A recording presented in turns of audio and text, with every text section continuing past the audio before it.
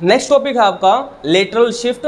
अब lateral shift क्या होती है जल्दी से नोट करो। अब मैं आपको पहले डायग्राम के थ्रू समझाता हूँ, फिर इसकी डेफिनेशन लिखवाऊंगा, इसका डेरिवेशन करवाता हूँ कैसे होगा। अच्छा टॉपिक है, पेपर में कई बार आ जाता है।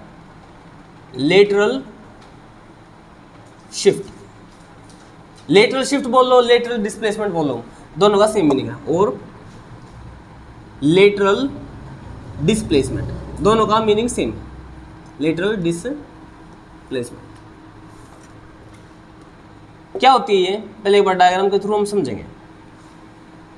ये यहां पर रिफ्रैक्शन हो रहा था, लाइट आई, अब मैं रफ डायग्राम बना सीधा, इसको जाना सीधा चाहिए था, यहाँ पर ये नॉर्मल हो गई, ठीक है, नॉर्मल की तरफ बेंड होगा ऐसे, यहाँ पे फिर से नॉर्मल, इसको जाना ऐसे चाहिए था बट नॉर्मल से दूर बेंड होगी ऐसे। अगर हम सीधा सीधा देखें तो ये जो लाइट रे सीधी आ रही थी, इसको जाना इस रास्ते के थ्रू चाहिए था, इस लाइन के अकॉर्डिंग चाहिए था, बट जा कैसे रही है इसके अकॉर्डिंग, तो इनके बीच में कुछ गैप है। ये गैप दिखाई दे रहा है आपको, ये वाला जो डिस्टेंस है ना, ये वाली डिस्टेंस है, इस डिस्टेंस का नाम क्या है, लेटरल शिफ्ट या लेटरल डिस्प्लेसमेंट है। सिंपल लेटरल शिफ्ट की अगर डेफिनेशन की बात करें हम तो क्या होगा भाई, द डिफरेंस बिटवीन, लिखो द ऐसे बोल सकते द डिस्टेंस, या चलो द डिस्टेंस बिटवीन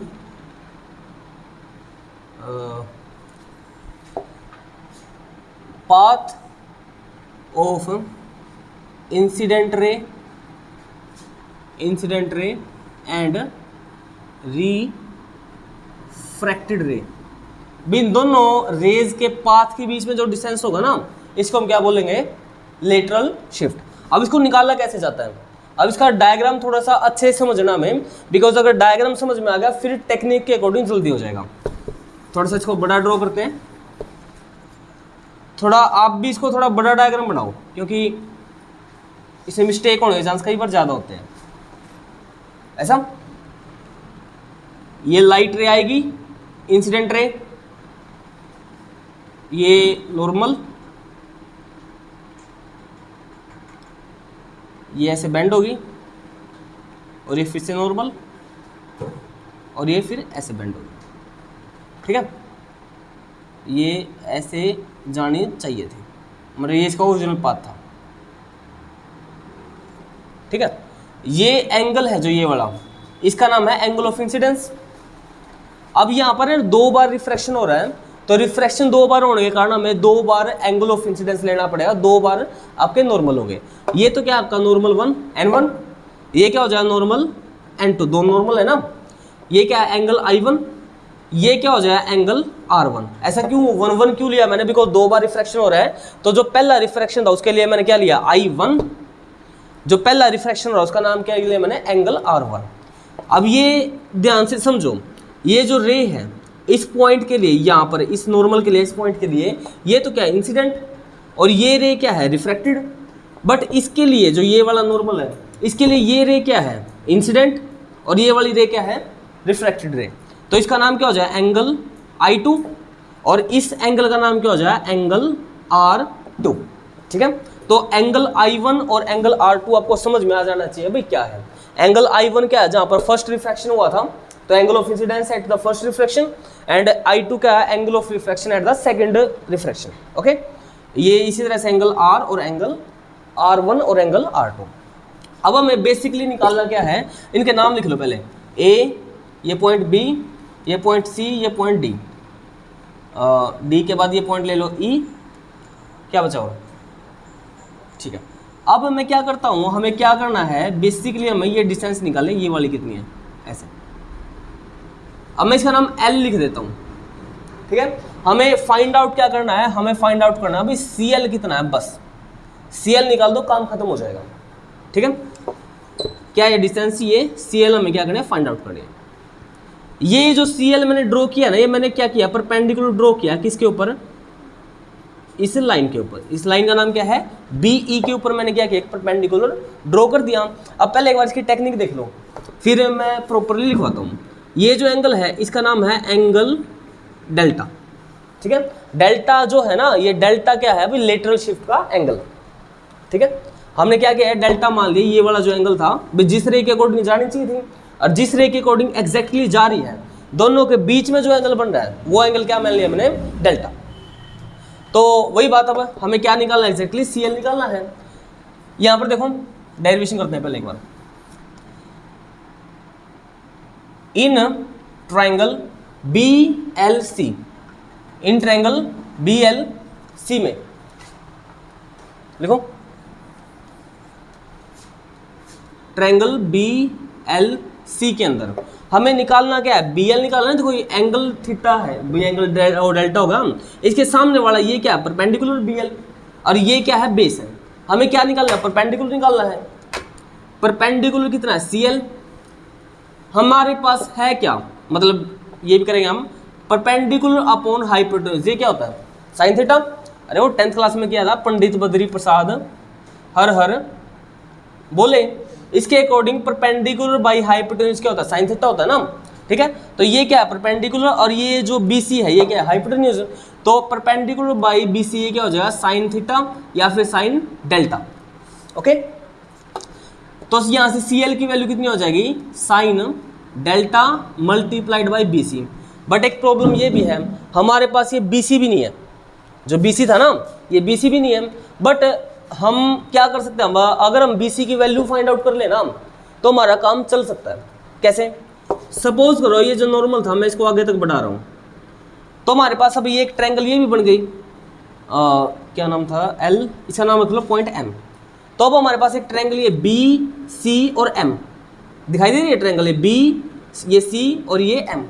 इसके अंदर मुझे BM की वैल्यू पता है, जो BM है ना, ये यहाँ से लेकर यहाँ तक ये कितनी है भाई, जो शीट थी ना आपकी, उस शीट की मोटाई कितनी है, ये मोटाई कितनी मानी मैंने, T मोटाई मान ली, ठीक है। तो हमारे पास BM की वैल्यू है, हमें निकालना क्या है, हमें निकालना है BC। BC क्या है, अब देखो BC निकालना है, दिया क्या हुआ है, दिया हुआ है BM। अब BC क्या था, BC था भी आपका हाइपोटेन्यूज, और BM क्या है, ये है आपका बेस। H बाई B ये क्या होता है, सीकेंट थीटा, क्या होता है ये, सीकेंट थीटा। बट एंगल यहाँ पे कितना है, R1, तो ये क्या हो जाए, सीकेंट R1। ओके, तो यहां से BC की वैल्यू कितनी हो जाएगी, ये हो जाएगी BM multiplied by secant R1, ठीक है। BM multiplied by secant R1, और BM की वैल्यू कितनी है, ये है T। सीकेंट R1 को मैं कैसे ले सकता हूं भाई, उल्टा करके, कोस R1, ठीक है। अब देखो BC की वैल्यू आ गई, BC की वैल्यू जस्ट यहां पे पुट कर दो, CL इक्वल टू क्या हो जाएगा, sign delta multiplied by T cos R1, ठीक है भाई, इतना। ओके, अब क्या बचा, अब कुछ भी नहीं बचा इसके अंदर भाई, इसको हम ऐसे लिखते हैं भाई, CL equal to sine delta multiplied by T by cos R1। और अब एक चीज देखो यहां पर, अगर ये पूरा एंगल I1 है तो ये पूरा एंगल कितना हो जाए, ये वाला, ये भी I1 हो जाएगा। क्यों, बिकॉज वर्टिकली अपोजिट एंगल्स। भाई देखो यहां पर ये जो एंगल है I1, एंगल्स का बहुत यूज होगा ऑप्टिक्स के अंदर, ये जो एंगल है ये कितना है, I1, तो ये जो पूरा एंगल है ये भी कितना हो जाएगा, I1। क्यों, बिकॉज वर्टिकली अपोजिट एंगल्स हैं। अब जो I1 के अपोजिट है ये क्या क्या है भाई, देखो इसकी वैल्यू भी कितनी हो जाएगी, I1 हो जाएगी, ठीक है। I1 किसके बराबर हो जाएगा, R1 प्लस डेल्टा के, ये प्लस में ये, R1 प्लस में डेल्टा। तो यहां से डेल्टा की वैल्यू कितनी हो जाएगी, I1 माइनस R1, ठीक है। बस ये वैल्यू यहां पर पुट कर दो, CL is equal to sine I1 minus R1 multiplied by T by cos R1। बस यही हमारा क्या है, रिक्वायर्ड रिजल्ट था, ठीक है। अब इस सारे टॉपिक को एक बार दोबारा से मैं एक बार रिजल्ट लिख देता हूं इसका। CL की वैल्यू कितनी आई है आपकी, साइन, इसको इरेज कर देते हैं, CL की वैल्यू कितनी आई है, साइन डेल्टा की वैल्यू कितनी हो जाएगी, I1 minus R1 multiplied by T divided by cos R1। ये है हमारा रिक्वायर्ड रिजल्ट। अब एक बार दोबारा करते हैं इसको। हमें क्या चाहिए है, हमें चाहिए सिंपल ये भाई CL कितना है, ठीक है। पहली ट्रायंगल लेंगे हम BLC, इसमें हम निकाल लेंगे भाई BC निकालना है, BC by CL by BC। देखो ना ये CL क्या है, परपेंडिकुलर है, और BC क्या है, हाइपोटेन्यूज। तो ये क्या होता है, साइन थीटा होता है। साइन थीटा हमने लिख लिया भाई, CL by BC is equal to sine delta, भाई जो एंगल यहाँ पे डेल्टा है, ओके। यहाँ से CL की वैल्यू कितनी हो जाएगी, BC multiply by sine delta. अब जो BC है, अब हमारे पास BC की वैल्यू भी नहीं है, BC की वैल्यू नहीं है, तो हमें क्या करना था भाई, ये ट्रायंगल एक दूसरी क्रिएट करी परपेंडिकुलर ड्रॉ करके, परपेंडिकुलर BM ड्रॉ कर दिया, तो हमारे पास एक ट्रायंगल बन गई BCM।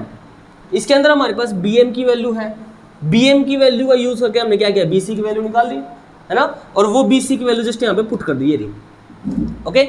और साइन जो डेल्टा है, इस डेल्टा की वैल्यू पुट कर दी। कैसे, ये अगर I1 है तो ये एंगल भी सारा I1 हो जाएगा, और ये जो ये एंगल था ये किसके बराबर था, डेल्टा प्लस R1 के। सिंपल मीनिंग क्या हुआ, I1 is equal to delta plus R1, और डेल्टा की वैल्यू कितनी हो जाएगी, I1 माइनस R1। बस ये वैल्यू उठा के साइन डेल्टा की जगह पुट करो और आपका रिक्वायर्ड रिजल्ट आ जाएगा। और इसका नाम था आपका लेटरल शिफ्ट।